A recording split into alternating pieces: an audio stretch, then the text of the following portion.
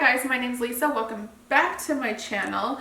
Today we are doing my January wrap up. Before I start though, I just want to apologize if you hear my neighbors outside. Not much I can do about it. There's been kids like running back and forth outside of the doors. I don't know what to do about it, so we're just gonna trudge along. That being said, I think I read like 4 books this January, which isn't a lot admittedly, but it's a lot for me because I'm coming down from a really bad book slump, like years book slump. So 4 books in a single month is great for me because the past few years I've read like 4 books maybe a year. So, you know, take what I can get, to be honest. So the first book I read this month, I actually started in October. I had just moved into my new apartment and I had a break from work. I had a lot of time on my hands, so I was looking through Netflix or something to watch and I stumbled upon Outlander. I didn't know it was on Netflix. Saw it and went, I'm pretty sure a lot of people love those books. So I picked it up, fell in love. I binge watched that show like all, I think season 1 through 4 in like a week. I was just like constantly watching it. I loved it. So I picked up Outlander in October and I read it for a while and then I kind of put it down and then I picked it up again toward the end of December and I finished it, I think it was the 4th of January.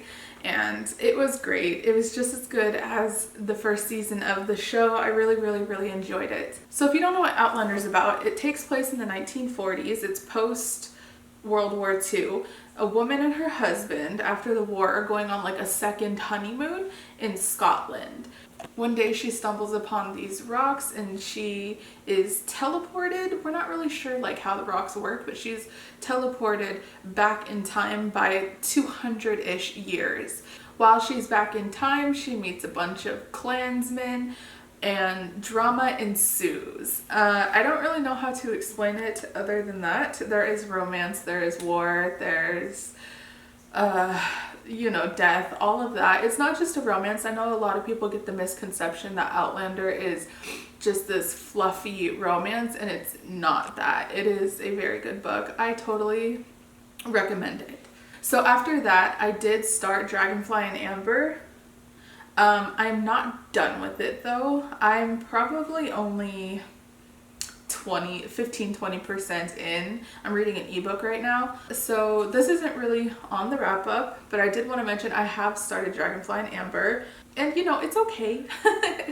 I don't love it as much as Outlander right now, and I've seen the show, so obviously I know kind of a rough outline of what's gonna happen, but the book is like not capturing my attention the way that Outlander did. I'm gonna keep going with it, obviously. I think I'm gonna buy a hardcover of it maybe, and that might help me just to like have a visual indicator of how many pages I'm going through. I don't know if that'll help, but you know. Anyway, for the next book that I read, I've had this book on my shelves for like 2 years or something, and I initially picked it up because I heard that people did like it and the cover is beautiful. That's Red Queen, and I don't know if you can see, but it's very like pearlescent. It's very pretty. So in the world of Red Queen, people are divided by blood. Some people have red blood and some people have silver blood. The people with silver blood have powers, you know, like telekinesis. They can control water, metal, things like that. People with red blood are just humans like us. Until something happens with our main character. She's a red blood, but she also has a power. Again, drama ensues. The king and queen are not happy. They take her into the castle, but it's more of a keep your enemies close type of thing than like happiness.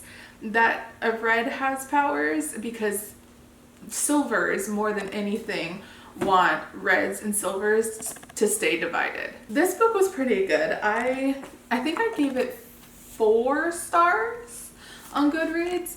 That might be more of a 3.5 stars. I'm not really sure because I did like it.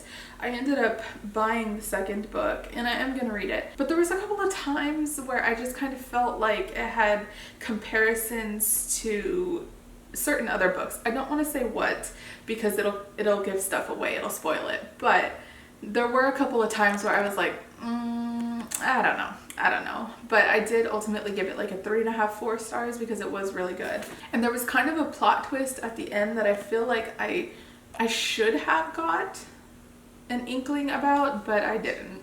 And I was like, I can't. It was good. I really liked it.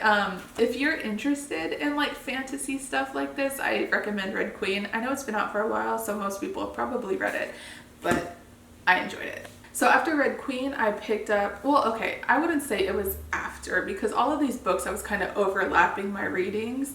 So Dragonfly and Amber was overlapping with Red Queen. I finished Red Queen, and then the next book overlapped on Dragonfly and Amber again. And then I have another book that was overlapping both of those. I was all over the place with my reading. I can't just like sit down and read a full book, obviously. But the next book I did start was My Year of Rest and Relaxation, which I absolutely knew nothing about. I knew absolutely nothing about.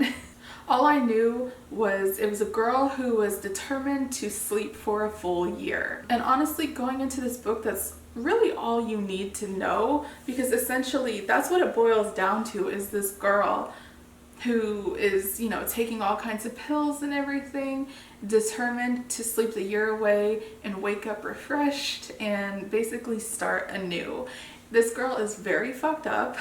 Excuse my words, but there's no other way to say it. And, you know, there's just a bunch of imperfect characters in this book. Again, this is another book that I think I gave it 4 stars. I know some people don't necessarily like this book, but I ate it up. I really, really, really enjoyed it.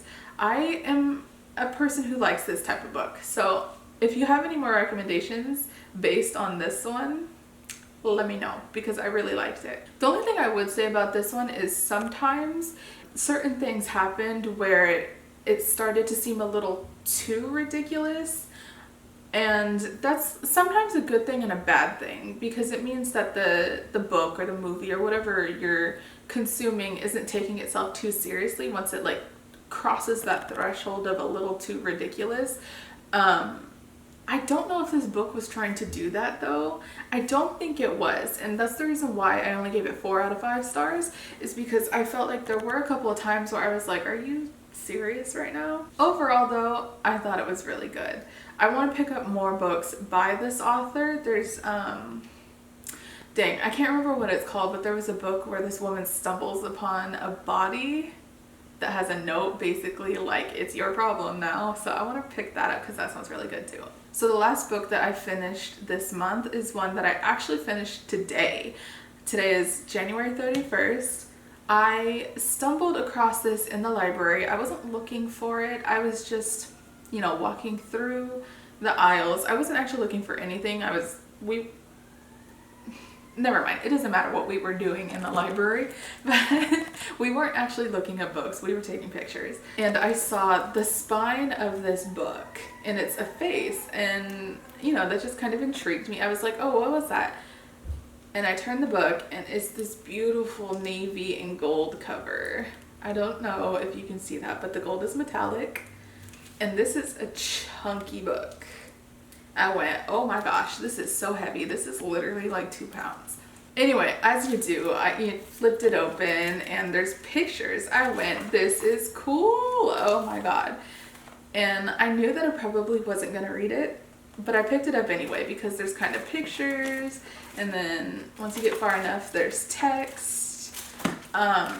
And the cover's pretty. I was like, it's free because I'm just checking it out from the library, so let's pick it up. If I don't read it, I don't read it. It's fine. This is a chunky book though. I'm gonna put it down because it's heavy. I'm gonna put a picture of it up because it's beautiful. This book is, well, it's kind of hard to explain actually, because it's like 2 stories in one. So the pictures at the beginning are a story, and then in the text, it's a different story about this boy named Joseph who runs away from his prep school. His family's very wealthy. His parents are traveling, doing, you know, whatever, and they sent him off to a boarding school that he hates. So he runs away to his uncle, who he doesn't really know anything about. Again, as with everything, drama ensues. This book kind of lost me for a little bit, and not in like a really big it's the book's fault way. I started falling into this slump again. I wasn't really wanting to read it. It wasn't bad, it just wasn't like capturing my attention. However, this book was going by so fast that I was like, you know what, I'm just gonna finish it because it's not a bad book, it's completely me. So I picked it back up, finished reading it. It was so good, I was crying.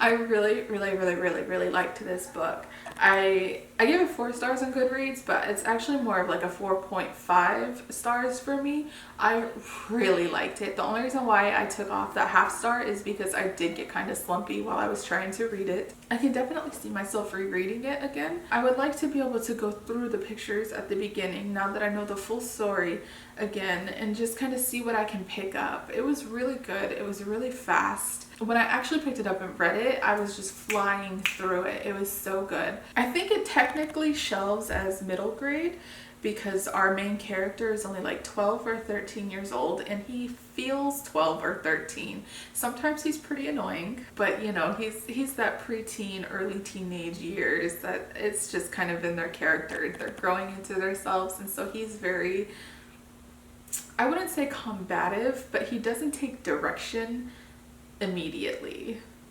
If he's told to do something, he kind of like, well, why? But why? But why? But why? And that can get a little annoying sometimes, but once you step back and realize like this is for a middle grade audience, it's so easy to gloss over that and just keep reading the story because the story itself is totally worth it. If you're at all interested in middle grade, I definitely recommend The Marvels. I don't think I even said the title of it. It's called The Marvels.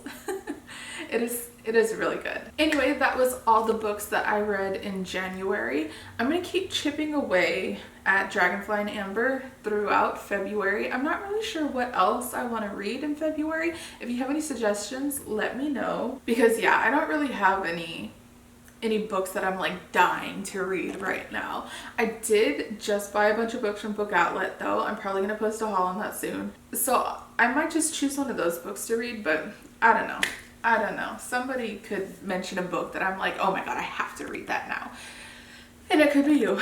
Anyway, that's all for this video. Thank you for watching. I'll see you in the next one, which will probably be a book haul, I think. Bye.